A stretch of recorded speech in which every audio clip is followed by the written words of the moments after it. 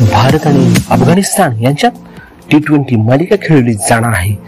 त्यामध्ये भारताचा कर्णधार कोण असणार आहे याची उत्सुकता सर्वांनाच आहे, कारण T20 वर्ल्ड कप हा येत्या जूनमध्ये खेळवला जाणार आहे। त्याच्या अगोदर T20 ची मालिका ही भारताची शेवटची आहे।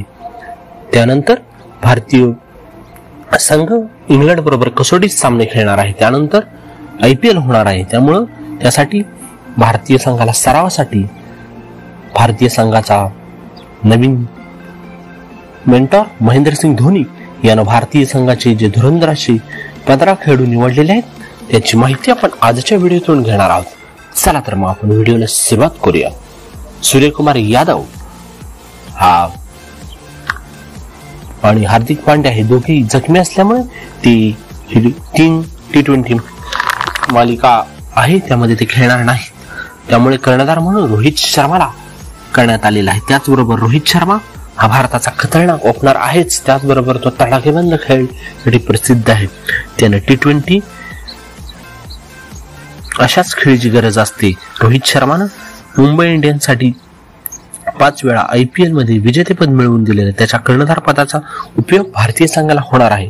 तसेच तो अतिशय वेगाने धावा काढण्यासाठी प्रसिद्ध आहे, त्यासाठीच त्याची संघात निवड करण्यात आलेली आहे। त्याचा दुसरा ओपनर म्हणून शुभमन गिल संघात स्थान देण्यात आले। गिल ही भारताचा युवा जबरदस्त तडाखेबंद खेळाडू, त्यानं मागील वर्षी IPL मध्ये गुजरात टायटन्ससाठी खतरनाक असं सर्वाधिक धावा केलेल्या होती। त्यानंतर यशस्वी जयस्वाल हाही भारतासाठी अतिशय चांगला पर्याय आहे। युवा डावखुरा फलंदाज आहे आणि तो अतिशय वेगाने धावा काढण्यासाठी प्रसिद्ध आहे, त्यासाठी संघात स्थान देण्यात आलेलं आहे। त्यानंतर मिडल ऑर्डर मध्ये सूर्यकुमार यादव हा खेळणार होता, पण तो जखमी असल्यामुळे तो खेळू शकणार नाही। त्याच्याऐवजी भारतीय अनुभवी बॅट्समन विराट कोहलीला संघात स्थान देण्यात। विराट कोहली भारताचा एक भरवशाचा खेळाडू आहेच, त्याचबरोबर तो धावा काढण्यासाठी अतिशय माहिर आहे, त्यामुळे त्याला संघात स्थान देण्यात आलेलं आहे। त्यानंतर ईशान किशन भारताचा विकेट किपर बॅट्समन म्हणून त्याला संघात स्थान देण्यात आले, तो उंच फटकेबाजीसाठी प्रसिद्ध आहे। त्यानंतर भारताचा सिक्सर किंग ज्याला म्हणलं जातं तो म्हणजे रिंकू सिंग हा T20 चा फिनिशर आहे, त्यामुळे त्याला संघात स्थान देण्यात आलेलं आहे। त्यानंतर भारताचा तिलक वर्मा हाही भारताचा युवा खेळाडू आहे। तसेच विकेट किपर म्हणून संजू सॅमसनलाही संघात स्थान देण्यात आलेलं आहे, त्यानं ऑस्ट्रेलिया विरुद्ध नुकतंच शतकी खेळी केलेली होती।